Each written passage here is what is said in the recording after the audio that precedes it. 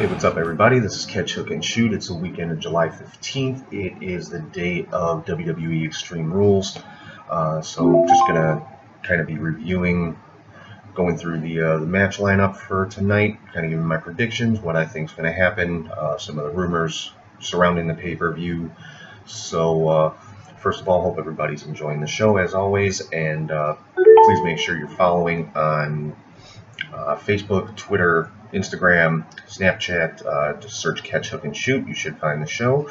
And yeah, you can find the podcast on pretty much anywhere you would find any of your other podcasts: Spotify, iTunes, Google Play.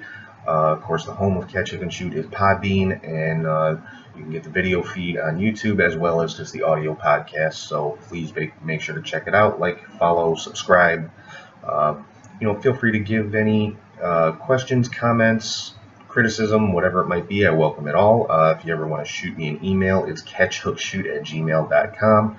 I actually got an interesting comment last week on YouTube when I kind of shot back at what I had to say about Brock Lesnar and the UFC and Dana White and that kind of thing. I'm not going to get into detail about it, but, like I said, I welcome any kind of criticism, as long as it's respectful, but, this one not so much, because, of course, everybody likes being a keyboard warrior, so, whatever, say what you gotta say.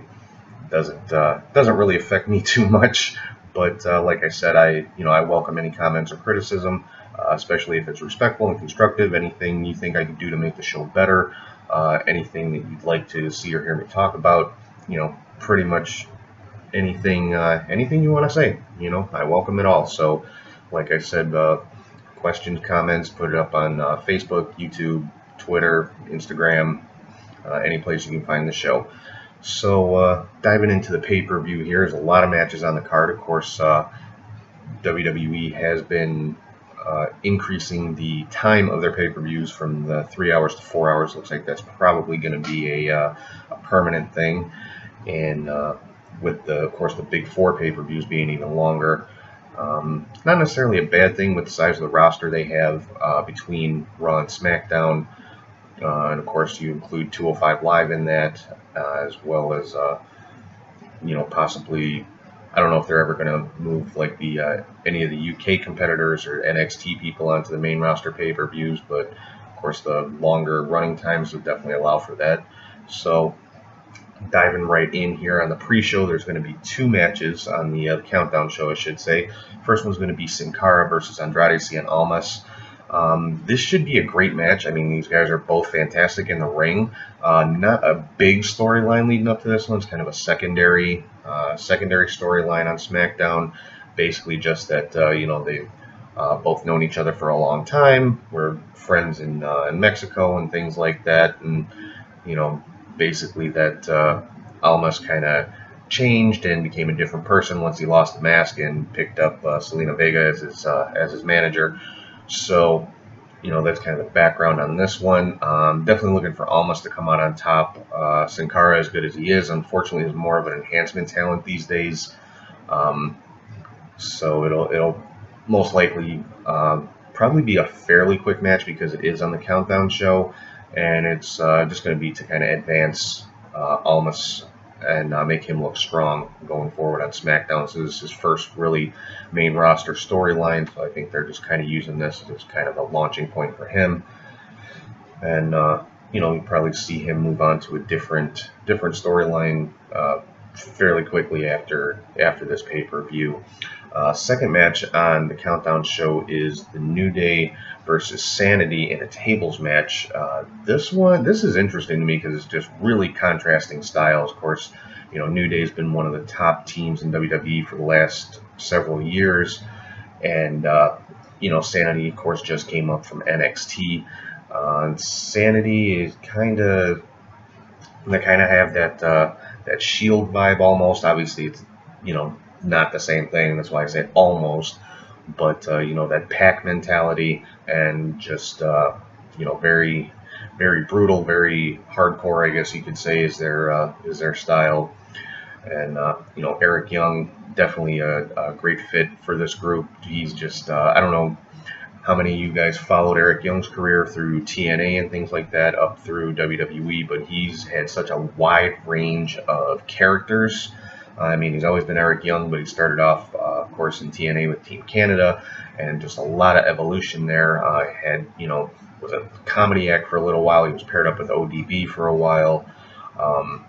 He's very versatile. And he's very good in the ring. So I'm definitely looking forward to seeing what they're going to do with him on the main roster. I'm sure, going forward, Sanity is going to be a group. I don't think they're going to split off anybody and into singles competition necessarily outside of the group. I mean, obviously they're going to have singles matches, but I don't think they're going to split the group up or anything like that, just because they are very over with the fans. So I think this should be a good match. I mean, New Day's a great team. Again, the chemistry with all three of the guys in New Day is fantastic. I wasn't a big fan of the New Day when they first started off, and they slowly kind of grew on me, I guess you could say, because New Day is one of the top teams in WWE right now. So, like I said, this is going to be a tables match, so I would assume it's standard table match rules. You have to put all three members of the other team through tables in order to get the victory.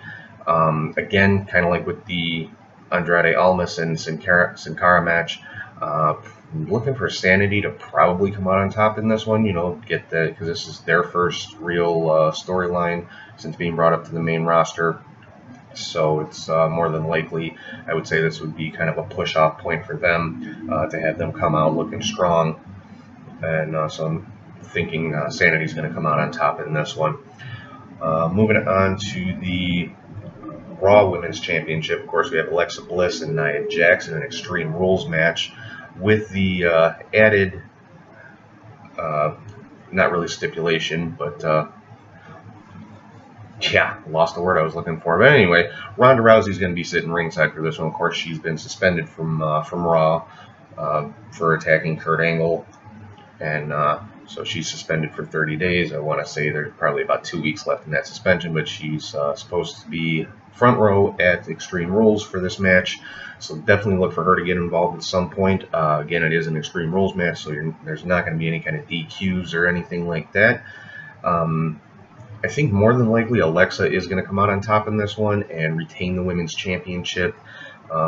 This is going to kind of be used to advance the Alexa and Ronda Rousey rivalry. So obviously Ronda's going to get involved in some way, shape, or form. Otherwise, they wouldn't have made such a big deal about her being ringside for this one. But I do think Alexa's going to come out retaining the championship, possibly due to some kind of interference from Ronda, maybe, trying to get at Alexa. She ends up doing something to Nia, and that's how Alexa wins. So I think it's going to be a little interesting three-way rivalry here for at least a little while. I don't think Nia is going to be completely pushed out of the title picture. But I think the main part of this storyline is going to play out to be Alexa and Ronda Rousey, possibly at SummerSlam for the Women's Championship. It could end up being a triple threat for the Women's Championship. WWE seems to like to go that direction quite a bit, so that wouldn't surprise me at all to see at SummerSlam all three of them in the ring for the Women's Championship. But tonight, definitely look for Alexa to come out on top and retain the title. Moving on from there, the Raw Tag Team titles. You've got the Deleters of Worlds, Matt Hardy and Bray Wyatt against the B Team of Curtis Axel and Bo Dallas. I really like this rivalry just because I like seeing Bray Wyatt and Bo Dallas working together. They, of course, I'm sure everybody knows they are brothers. Their father, of course, is Mike Rotundo, known as IRS, throughout a good portion of his career in WWE. So, and I just think that, the two of them work so well together, even going back to when they were both in NXT. If you go back on the network, watch some of the early NXT shows where Bo Dallas and Bray Wyatt actually had a bit of a rivalry going on. They had some great matches together. And, they just, obviously they're brothers. They work really well together. I'm sure they've been, wrestling each other their whole lives. So it only makes sense that they work really well together. And I like seeing the B Team kind of get this chance, this opportunity, because Dallas and Axel, both second, actually third generation superstars, and I don't think they haven't been given really any solid storylines other than being the Miz Taraj for a while. And things like that. They've been relegated to kind of almost a comedy act in some aspects. So with the Miz leaving Raw and the two of them staying on Raw and excuse me, and forming their own tag team, yeah, I think it's a good opportunity for them. I think they have taken the ball and ran with it, so to speak. They've of course, been doing little parody videos of Hardy and Wyatt, and just building a good rivalry, playing pretty good heels. So this should be a good match. I don't expect the B team to win, but I don't think it would be a huge surprise if they did. I mean, kind of along the same lines as Jinder Mahal getting the world title. Put the straps on them, see what they can do with it.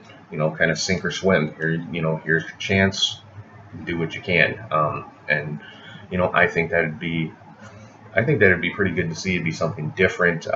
Definitely outside the norm, because you're so used to seeing certain teams with the title most of the time. So it would definitely be a little bit of a curveball. So it wouldn't be a total surprise to see the B team come out with the titles, but I think more than likely you're going to see Hardy and Wyatt retain in this one. Next, we've got the SmackDown Women's Championship. Of course, there's a rematch between Carmella and Asuka. James Ellsworth will be suspended above the ring in a shark cage. So, I'm not really sure on this one. I mean, not super fond of this rivalry. I'm a fan of both women. Carmella has definitely improved by leaps and bounds since coming up from NXT and kind of being separated from Enzo and Cass.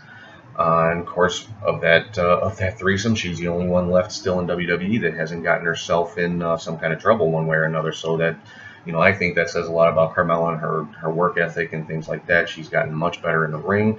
Her mic skills were pretty good to begin with. So, and she's just improving every week that I see her on TV. I see, a lot of improvement on her part, and she's done a good job as the women's champion, as a heel champion in general. Of course, I think a lot of people were shocked last month when she actually got a victory over Asuka, of course, with the help of Ellsworth, which, that's something that makes a good heel. You have that manager there to help you get the victory and retain your championship. So I think it should be a decent match. Like I said, I'm just not a big fan of the rivalry. I like both women. I just don't think there's not a lot of substance to the rivalry with these two. It's just, that's building now. It's not just, champion and challenger. You got Ellsworth involved in last month's pay-per-view, so I kind of added a little bit of fuel to the fire. So we'll see how this one goes, if this is the end of the rivalry here, or if it's going to continue on into SummerSlam, or if they go a different direction with the SmackDown Women's Championship and who the next challenger would be. So, but yeah, I'm expecting Carmella to come out with the championship in one way or another. Just because Ellsworth is in a shark cage doesn't mean he can't get involved. How many times have you seen that? The manager's, suspended above the ring, he can't interfere, but he's, ends up interfering anyway, one way or another, throwing a foreign object to their guy or girl in this case. So we'll see how this one goes. But yeah, like I said, I expect Carmella to come out still with the Women's Championship in this one. And of course, with the SmackDown Tag Team titles, we've got the Bludgeon Brothers against a newly reunited Team Hell No, Daniel Bryan and Kane. This one I just think should be an entertaining match. The Bludgeon Brothers, I think, are one of the more underrated teams in WWE. Harper and Rowan, I've been a big fan of both of them since they were part of the Wyatt family. Luke Harper, a lot of people say he reminds them so much of Bruiser Brody, which he does. He's like the reincarnation of Brody for the modern age, and that's definitely meant as complimentary towards Luke Harper. And because Bruiser Brody, one of the all-time great big guys in the ring, and Harper is definitely well on his way there. So, and Eric Rowan, same thing. I like that they're talking a little bit more. Of course, they don't have that mouthpiece of Bray Wyatt anymore, but they're talking for themselves. Not too much. They're not overdoing it with the promos and things like that. They kind of say just enough what needs to be said, and they let their actions speak for them as far as just sheer brutality and what they do in the ring. So I'm definitely looking forward to this match. Of course, Team Hell No. I mean, you've got Daniel Bryan, one of the best in-ring competitors in the world, and Kane, another one of the best big men ever to set foot in the ring. So you've got three of the best big guys in the business right now, and Daniel Bryan all in the ring at the same time. So I think it's definitely going to be a great match. Rumors surrounding this one is that The Miz is somehow going to get involved, probably cost Team Hell No championship, and that's going to be the kind of kickoff for the rivalry with Daniel Bryan and The Miz, which is ultimately going to culminate at SummerSlam. Rumor about that is that they're trying to get this done because Daniel Bryan still has not signed a new contract with WWE. They don't know whether or not he's going to, so they want to get the matches in that the people want to see, and I think the main one that a lot of people want to see is Daniel Bryan and The Miz. Because that is such a deep rivalry. It goes back to when Daniel Bryan first came into WWE in the original NXT, when it was like the reality show type format, when Miz was the pro and Daniel Bryan was his rookie, so to speak. And so, you know, the rivalry goes back a long way. Of course, The Miz still uses Daniel Bryan's yes kicks, calls them the it kicks. So, you know, it's just a lot there. So I think it's going to be some great build-up and obviously a great match because The Miz and Daniel Bryan, I don't think the two of them together would be capable of putting on a bad match. They're two of the best right now in WWE, and I would go as far to say in professional wrestling, period. So that's pretty much, I think, going to be the gist of this match. It's going to be a fantastic match, but in the end, it's going to be kind of a launching point for The Miz and Daniel Bryan. Next up, this is probably the match I'm looking the most forward to. Is a 30-minute Iron Man match for the Intercontinental Championship between Seth Rollins and Dolph Ziggler. Of course, Ziggler is going to have Drew McIntyre in his corner, so definitely look for him to get involved at some point. Again, these are two of the best in the business, and in a 30-minute Iron Man match, I wouldn't be surprised to see it go kind of along the same lines as Bret Hart and Shawn Michaels in their Iron Man match. Back at WrestleMania 12, I believe it was. Yeah, where it went 0-0 all the way down to the buzzer. I could definitely see the two of these guys pulling off that same kind of thing. For me, this is probably going to be the match of the night. And yeah, I'm absolutely expecting this one to steal the show. So, not too much more I can say about that. It's just going to be a fantastic match. Then next up, we've got AJ Styles versus Rusev for the WWE Championship. This one, again, I think it's going to be a good match. Of course, AJ, in my opinion, is the absolute best in the world right now. A lot of people would argue with that, which, you know, of course they can. There's a lot of guys out there you could make the argument for, like Kenny Omega, Cody Rhodes, you know, stuff, guys like that. And, you know, but for me, I think AJ is the top guy right now in the world. Rusev, you know, he's another one. He has become very entertaining, both on the mic and in the ring.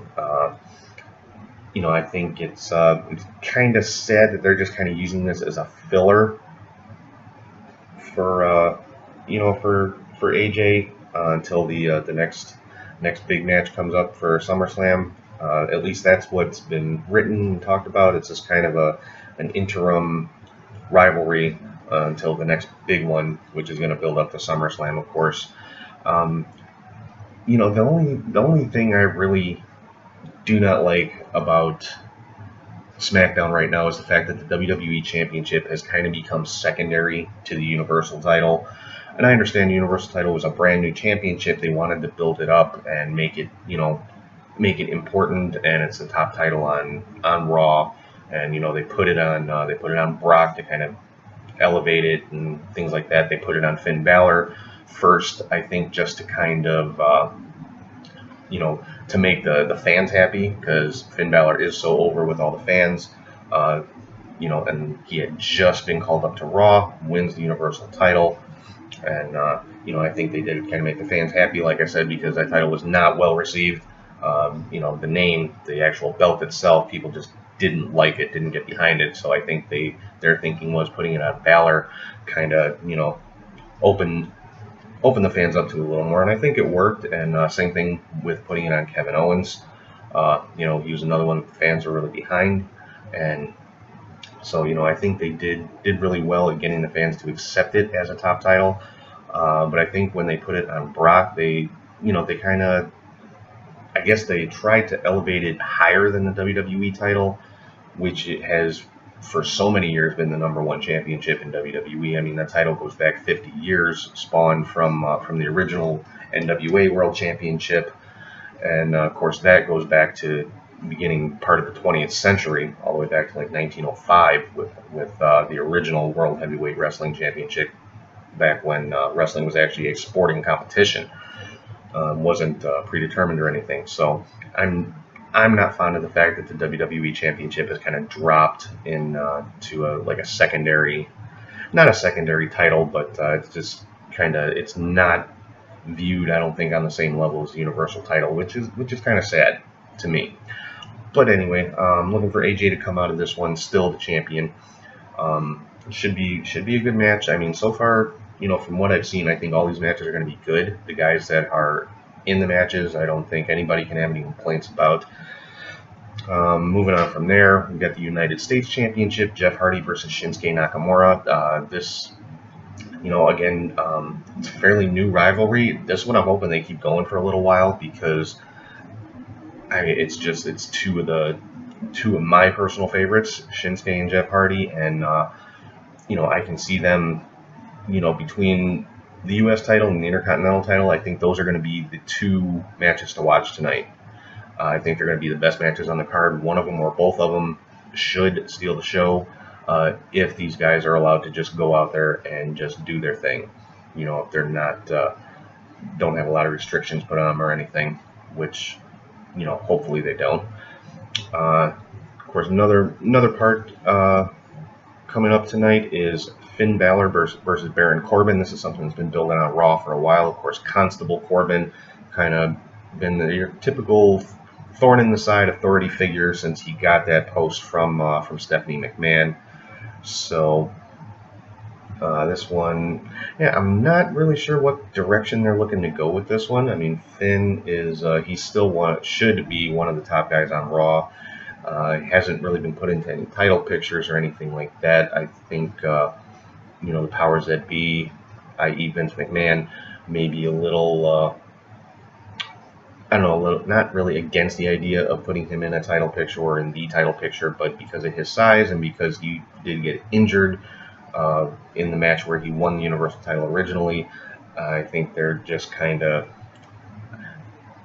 I guess, holding off would be the best way to put it, to just to make sure, see how long he goes without racking up any more injuries or things like that, because I mean, he's obviously one of the top fan favorites on Raw. Corbin, I think, since he kind of got this new look and new position of authority, I think he's taken to it very well. So he definitely plays the part of that authority figure very well. So I think this is going to be a good match between these two. I think it's a decent storyline. I don't know how far they can really take it, because there's only so much you can do with that particular story. The authority figure and the guy who's kind of, bucking the authority, so to speak. But it's definitely going to be an entertaining match to watch. And then, of course, I think one that a lot of people are looking forward to, that's just going to be a fun match to watch with two really entertaining guys, and not just entertaining, but also two greats in the ring, two completely different styles, and that's a steel cage match between Braun Strowman and Kevin Owens.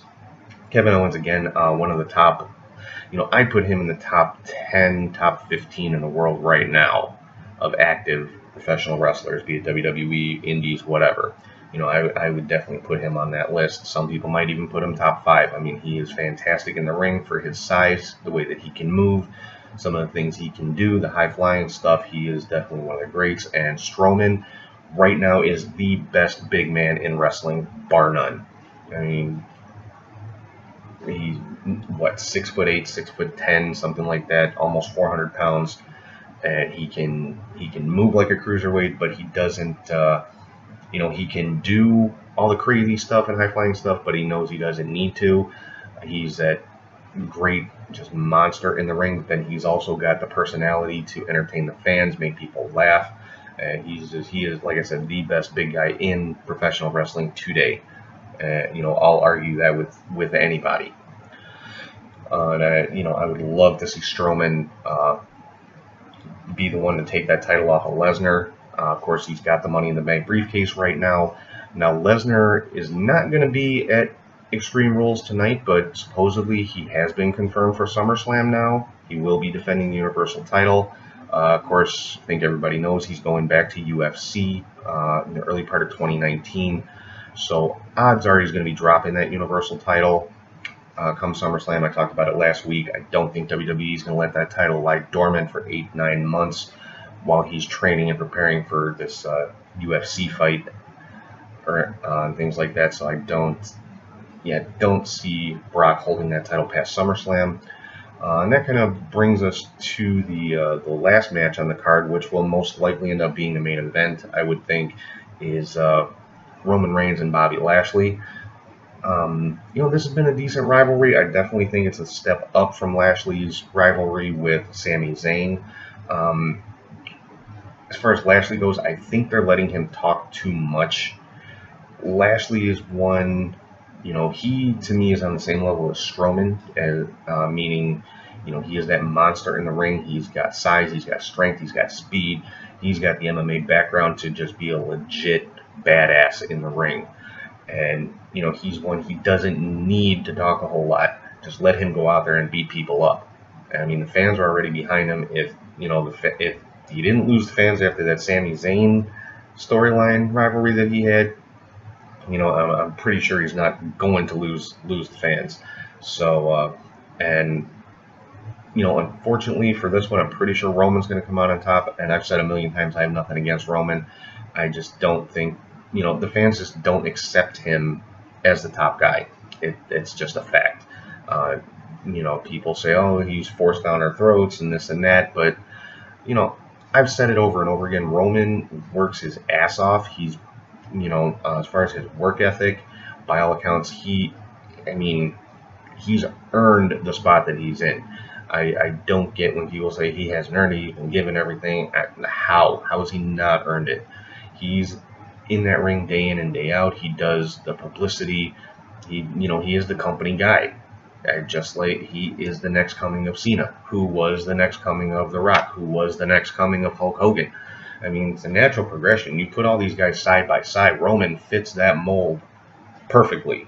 You got Hogan, you got The Rock, you got Cena, you got Roman Reigns. That's a natural progression to me, and Roman definitely belongs in that spot. I just think it's it's really unfortunate that the fans don't want to accept it, and it's just a small grouping of fans that kind of whose voices are just that much louder than everybody else. Is basically what it is as far as I'm concerned. But so yeah, Roman most likely is going to win this match. I am fairly certain is going to end up being a number one contenders match. So like I said, I'm looking for Roman to win this one, probably go on to SummerSlam to face Brock one more time. Of course, they could also go the direction of the old standby, the triple threat match, which I do think is way overused nowadays, but it is what it is. So you could see Roman, Lashley, and Brock in that match at SummerSlam for the Universal title. And don't be surprised if you see Strowman get involved in that match at SummerSlam as well, because he does have the Money in the Bank briefcase, like I mentioned a little while ago. So I could see him either inserting himself into the match and making it a fatal four-way right off the bat, or coming out at the end of the match and just destroying whoever happens to win, whether it's Brock or Roman or Lashley. So I'm going to go out on a limb and say at SummerSlam, you're going to see Braun Strowman as the Universal Champion. How long he holds that title, that's another story, because I do think it's going to end up going to Roman Reigns at some point. But I'm thinking at SummerSlam, you're going to probably see Strowman come away with that belt one way or another. So another interesting story that just came out today is that Hulk Hogan, after 3 years has been reinstated into the WWE Hall of Fame. This was posted on WWE's Twitter account earlier today. And, I'd say, well deserved. I mean, Hogan has been working the last 3 years to kind of restore his name, to make up for what he did. And, there's going to be some people that forgive him, there's going to be some people that don't. I mean, some people can get past those things and, accept a person's apology, accept the work that they've put in to try and redeem themselves. And some people just don't accept those things. And that's simply the way it is. That's human nature. I'm not saying either one is right or wrong. It's not my place to say either one is right or wrong, for that matter. But, so yeah, Hogan reinstated into the Hall of Fame, and there's been rumors going around that he may be at the pay-per-view tonight. Of course, pay-per-view Extreme Rules is in Pittsburgh, and Hogan, I guess, was seen flying into Cleveland, which is about a 2.5-hour drive from Pittsburgh. So, and of course, the WWE will do that on occasion when they're trying to keep an appearance secret. They will fly the talent into a nearby city and drive them to the event rather than flying him into the event city. So that could be the case with this, or it could just be sheer coincidence. Hogan may not even be anywhere near Pittsburgh. You never know. Have to wait and see. But it's definitely interesting rumor to follow, because rumors have been running rampant the last few months about Hogan rejoining WWE. He, of course, has fed those rumors himself, saying that the talks are ongoing. He wants to go back. That's never been a secret. And he has put in work to try to redeem himself, make up for the mistakes that he made. And like I said, it's not my place to say if he's accomplished that or not. That's for other people to decide. Would I be happy to see Hulk Hogan back in WWE? Yes, I would. I mean, Hulk Hogan, pretty much made the WWE back in the mid-'80s. If it wasn't for Hogan, who knows where WWE would be today? Who knows if it ever would have become as big as it did back in the 80s? So I think he belongs in WWE. And yeah, I'd definitely be happy to see him there, because I mean, he's not going to be a full-time wrestler. He's not going to come in and win the championship or anything like that. He probably will never wrestle a match again, more than likely, just because of the back issues that he's had. But then again, they've allowed Kurt Angle to get back in the ring a couple of times with the severe neck injuries that he's had. Of course, obviously they're healed by now, but there's always, lasting damage when anything you're dealing with the spine. But so we'll have to wait and see as far as wrestling. I know Hogan says he can still go. I highly doubt that they would let him get in the ring unless it's some kind of special attraction match at WrestleMania. Speaking of WrestleMania, of course, there's more rumors going around that in 2020, WWE will be holding 2 WrestleMania events. One in the U.S. in April, like a normal year, and another one in October, sometime outside the U.S. And more than likely, I think it would be London, because that's their biggest market outside of the U.S. is in the U.K. So, I mean, pulling off 2 major WrestleMania size events in 1 year, I think would be a huge undertaking. But if anybody can pull it off, it is the WWE. It wouldn't. It wouldn't surprise me if this actually happens. Would definitely increase their audience. I think fans in the UK have been clamoring for a WrestleMania there for a very long time. It's been asked a million different ways, a million different times by a million different fans. Will you ever hold a WrestleMania in London? And Triple H and the powers that be at WWE have kind of been, not really straightforward with it. So if there is any truth to this rumor, it's probably something that's been in the works for a while, just figuring out the logistics and the timing and things like that. And of course, the WWE just introduced their new NXT UK division, so that's another indication that they are going to do a big event like that outside the US. It would probably be in London. So that's definitely something to watch. And again, that would be an opportunity, I think, to kind of reintroduce Hulk Hogan to a new generation of fans as a wrestler, if that's the route they're going to go. Personally, I don't think they will. I think he'll be more of an ambassador, possibly even like an authority figure. He may end up as a GM or something along those lines. But like I said, it'd be good to see Hogan back in the ring. He's always fun to watch, whether even if it's just him cutting promos on people and things like that. So we'll have to watch and see how this one plays out. See if he shows up tonight, possibly tomorrow on Raw in Buffalo, I believe it is. So, but with WWE actually making that announcement today that he's been reinstated in the Hall of Fame, I would say his return to WWE television is pretty much imminent. So it could be any time. And that's really all I got for this week. Hope you guys like the show. Like I said, make sure you like, follow, subscribe. You can find the show on Spotify, iTunes, Google Play, YouTube. You can find the video feed as well as the audio podcast. Make sure you like and follow on Facebook, Instagram, Twitter, Snapchat. If you want to shoot me an email, it's catchhookshoot@gmail.com. And I will see you guys next week. Hope everybody enjoys Extreme Rules tonight. And I will talk to you guys soon.